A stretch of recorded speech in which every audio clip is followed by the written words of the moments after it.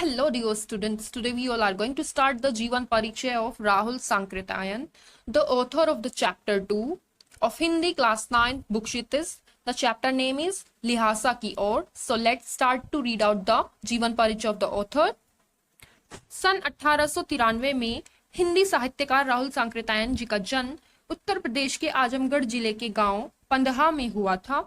उनकी संपूर्ण शिक्षा 3 जगहों पर पूरी हुई थी, काशी, आगरा और लाहौर। सन 1930 में राहुल ने श्रीलंका की यात्रा की तथा बौद्ध धर्म से प्रेरित होकर उसे अपना लिया। उन्होंने बौद्ध धर्म को अपना लिया।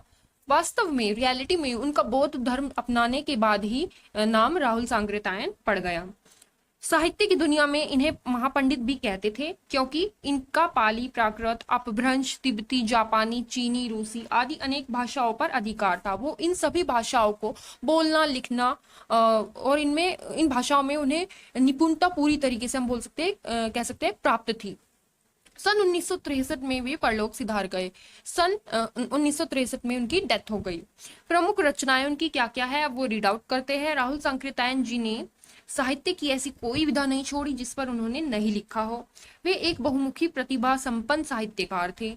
उन्होंने कहानी, उपन्यास, जीवनी, यात्रावर्त, आत्मकथा, आलोचना, शोध आदि अनेक विधाओं में स्वयं को निपुण भी साबित किया है। उन्होंने अनेक ग्रंथों का हिंदी अनुवाद भी किया है। जो ग्रंथ वगैरह होते हैं हमारे, वो संस्कृत में होते हैं, तो उन्होंने बहुत से ग्रंथों को हिंदी में ट्रांसलेट किया है, या फिर हम बोल सकते हैं उनका हिंदी में अनुवाद किया है। साहित्यिक रचनाएं, मेरे जीवन यात्रा, उसके 6 भाग हैं। दर्शन दिग्दर्शन, 22वीं सदी, इनकी सभी साहित्यिक रचनाएं हैं। वोल्गा से गंगा, भागो नहीं दुनिया को बतलो, दिमागी गुलामी, घुमक्कड़ शास्त्र। साहित्य के अतिरिक्त दर्शन, राजनीति, धर्म, इतिहास, विज्ञान आदि विभिन्न विषयों पर भी राहुल जी द्वारा रचित पुस्तकों की संख्या लगभग 150 है। 150 जो बुक्स है उन्होंने अलग अलग विषयों पर लिखी है। साहित्यिक विशेषताएं, राहुल स्वभाव से घुमक्कड़ थे। वो जो है वो मतलब घूमने फिरने वाले व्यक्ति थे। वो यात्राओं पर ज्यादातर जाया करते थे। उन्होंने मंजिल के स्थान पर यात्रा को ही घुमक्कड़ का उद्देश्य बताया। घुमक्कड़ी से मनोरंजन, ज्ञानवर्धन एवं अज्ञात स्थलों की जानकारी के साथ साथ भाषा एवं संस्कृति का भी आदान प्रदान होता है। किस तरीके से कि जैसे कि हम कहीं यात्राओं पर जाते रहते हैं तो हम किसी को अपनी संस्कृति एवं भाषा सिखाते हैं, तो उनकी संस्कृति एवं भाषा को हम जानते हैं और सीखते भी है। राहुल वर्णन की कला में निपुण है। रोचकता उनके लेखन का प्रधान गुण है। की भाषा शैली क्या क्या है वो रीड आउट करते हैं।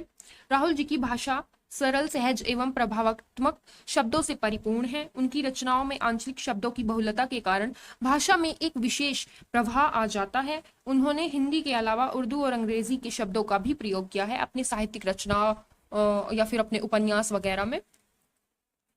सो स्टूडेंट्स, इस वीडियो में इतना ही। अब हम चैप्टर को रीड आउट करेंगे नेक्स्ट वीडियो में। So thank you for watching.